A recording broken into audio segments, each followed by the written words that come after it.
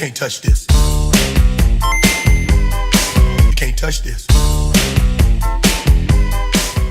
E aí, pessoal, beleza? Que se durante a Idade Média Deus ocupava o centro principal da política, da religião, da filosofia e da ciência, agora na Idade Moderna, quem ocupa esse lugar principal é o homem, o sujeito. Não é à toa que é nessa época que em história nós estudamos o antropocentrismo, né? O homem como centro das preocupações. O ponto central das reflexões ali não é mais Deus. Então, quando você fala, por exemplo, de política, durante a Idade Média, era uma política, como diz, por exemplo, Santo Agostinho, que deveria imitar o reino de Deus na Terra. Só que agora Deus não é mais a preocupação. Então, como que se faz uma política verdadeiramente que funcione na sociedade? Nós vamos fazer através da nossa conversa, certo? Porque se não tem Deus mais que nos manda fazer assim ou assim, a gente vai ter que se entender, certo? Na sociedade. Porque a sociedade é feita de indivíduos particulares com interesses diferentes.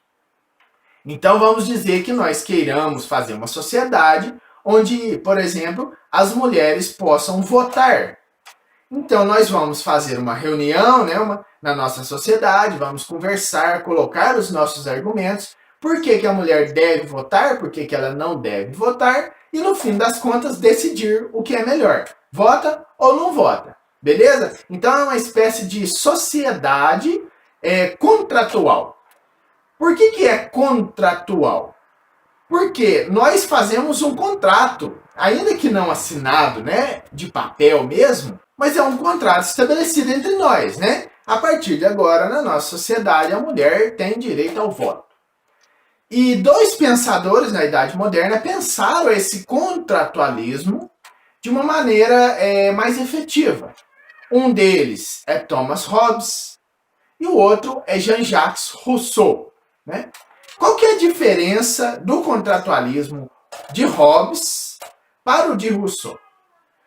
Hobbes acreditava que nós, os seres humanos, fora da sociedade, ou seja, na natureza selvagem, nós somos violentos, carniceiros, e estamos o tempo todo tentando lutar para conseguir alguma coisa.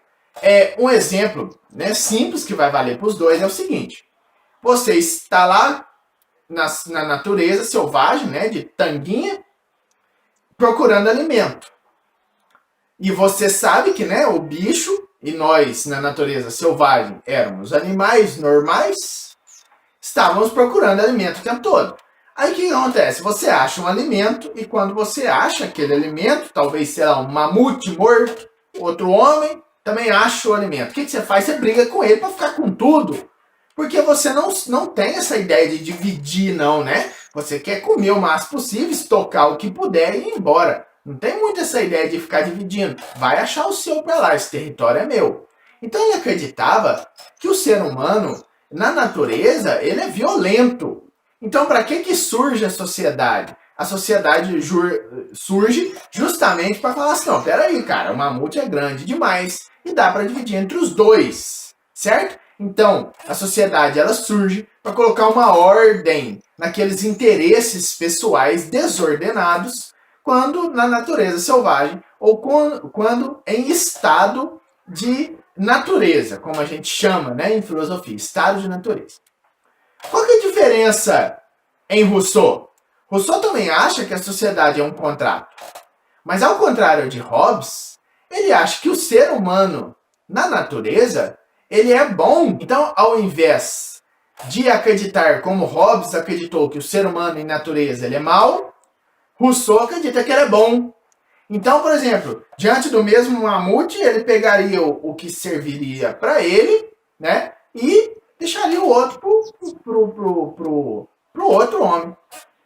E olha só, Rousseau chega ao ponto de dizer que o homem é bom por natureza, que ele é piedoso por natureza. E a sociedade serve para quê, então? A sociedade serve para corromper. essa natureza boa que o ser humano tem. Por quê? Quando a sociedade fala, não, você só pode pegar um pedaço e você só pode pegar um pedaço, isso gera o quê? A propriedade privada, né? Agora cada um tem a sua propriedade, que é de cada um, e isso gera um monte de problema.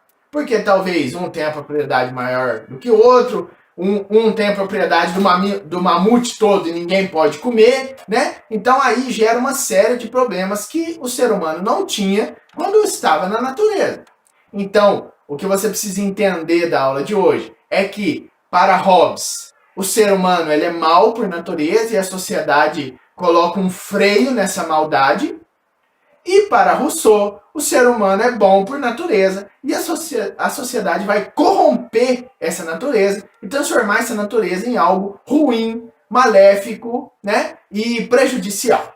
Beleza? Essa é a principal diferença entre os dois.